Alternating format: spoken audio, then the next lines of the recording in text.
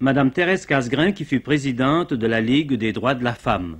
Quelles sont les principales luttes que vous avez menées, sur le plan politique par exemple? Mais le plan politique, évidemment, il y avait une chose essentielle, c'était d'obtenir pour les femmes de la province de Québec leur droit de suffrage. Elles votaient déjà au fédéral depuis 1918, mais elles n'avaient pas un mot à dire dans les élections provinciales.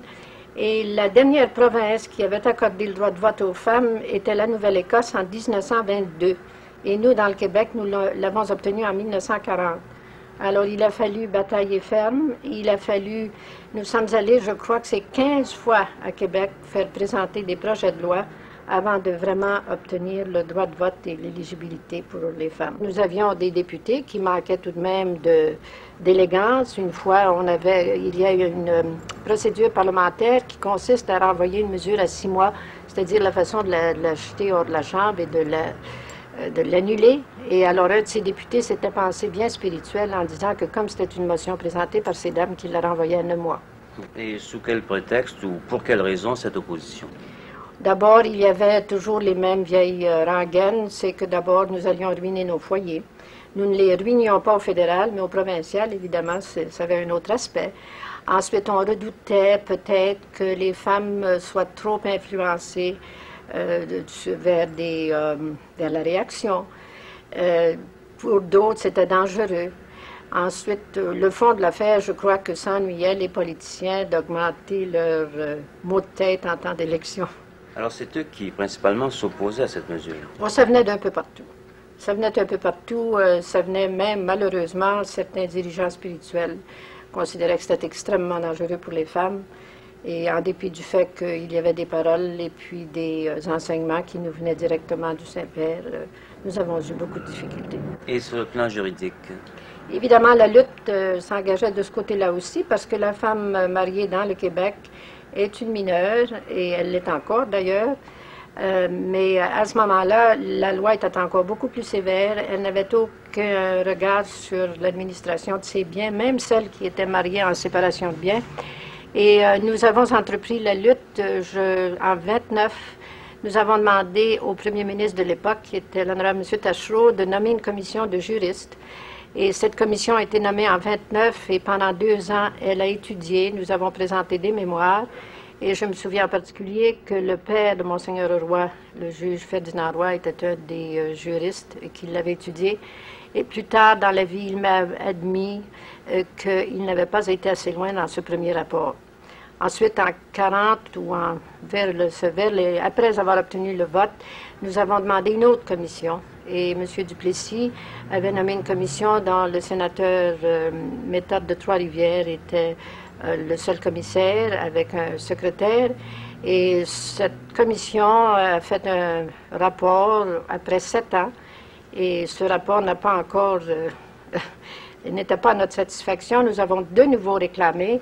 Et finalement, on a nommé une commission dont l'honorable juge Thibodeau-Rinfret était le président. Et le sénateur Jean-François Pouliot en fait également partie. Et aujourd'hui, je crois que c'est M. André Nadeau qui a pris la relève avec la disparition du juge Rinfret. Et nous espérons qu'enfin, on va supprimer l'incapacité civile de la femme mariée, qui est vraiment la chose à faire en ce moment. Ensuite, du côté économique, nous avions également une autre lutte, parce que à ce moment-là, pas plus qu'aujourd'hui d'ailleurs, le principe à travail égal, salaire égal n'est appliqué dans le Québec. Et il y avait par exemple le sort des institutrices qui nous bouleversait, parce qu'elles n'avaient, à ce moment-là, j'en connais, qui avaient des salaires de 150 à 200 $ par année. C'était inconcevable. Et j'en connais qui avaient enseigné pendant près de 50 ans, qui avaient une pension annuelle de 25 $ par année. Je me souviens en particulier d'une petite qui avait à peu près 30 ans, qui avait charge d'une école, qui me disait qu'elle se levait le matin à 6 heures pour chauffer l'école avant que les enfants arrivent. Puis elle dit, vous savez, madame, avec mon salaire, je m'achète un morceau de viande au début de la semaine et à la fin de la semaine, j'ai faim. Et plus tard, je me suis informée d'elle parce que je l'avais trouvée tellement intelligente, tellement consciencieuse, et on m'a dit qu'elle était morte de tuberculose. Vous avez défendu aussi la cause de l'accès aux professions pour toutes les femmes et à toutes les professions. C'est-à-dire qu'on a dû ouvrir les portes qui étaient fermées à double tour. Nous avons fait présenter des projets de loi pour l'admission des femmes au barreau. Et ce n'est qu'en 1941 que les femmes ont pu pratiquer le droit dans la province de Québec. Nous avons également essayé de leur ouvrir les portes du notariat, c'est venu plus tard, des comptables agréés. En fait, dans tous les domaines, nous avons essayé de leur donner la facilité de gagner leur vie selon leurs aptitudes. Madame Casgrain, est-ce qu'on ne s'est pas opposé dans la province de Québec à ce que les allocations familiales soient versées aux mères de famille? C'est-à-dire qu'il n'y a eu rien de précis dans les textes, mais ce qui est arrivé à un moment donné, c'est qu'on m'a laissé entendre, je me trouvais de passage à Ottawa, qu'il se préparait une chose assez injuste à l'égard des femmes de la province. Régime d'exception pour les femmes du Québec. Alors, je trouvais ça extrêmement malheureux. Si on l'avait donné aux pères dans tout le pays, je n'aurais probablement pas soulevé de discussion, mais je trouvais inconcevable de faire cet affront à nos mères de famille. Mais est-ce que cette mesure-là avait été annoncée à l'avance? La mesure des allocations avait été annoncée, mais le tout s'était fait dans le calme et le silence. Et c'est par hasard que j'ai découvert ça. Et ce qui confirme la véracité de cette chose, c'est que le chèque des allocations est sorti le 1er juillet dans tout le pays et le 21 dans la province de Québec. Et j'avais eu vent de cette chose au mois de juin. Peut-on savoir comment?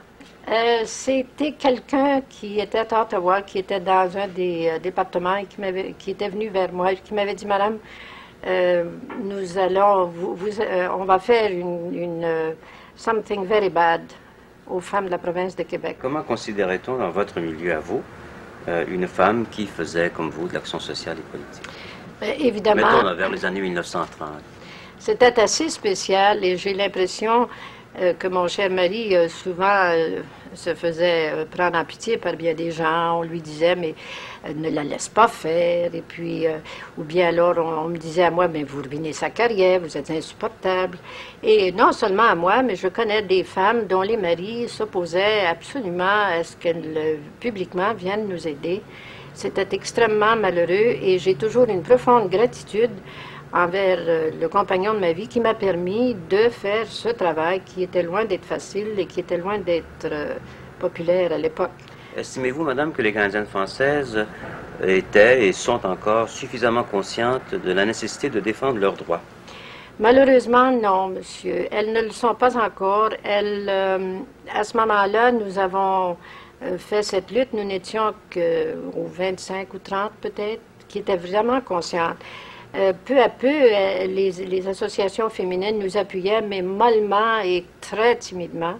Et ce n'est que, en fait, si vous le considérez vous-même, qu'il y a à peine une dizaine d'années, que c'est accepté que la femme participe d'une façon plus active à la politique, que c'est considéré comme étant une chose maintenant presque à la mode. Évidemment, les succès ont sûrement aidé. Le fait que nous avons une femme qui a été élue, qui est maintenant ministre, ça a donné de la respectabilité à notre travail. Mais ce travail devait être fait et il fallait que nous montions sur les barricades.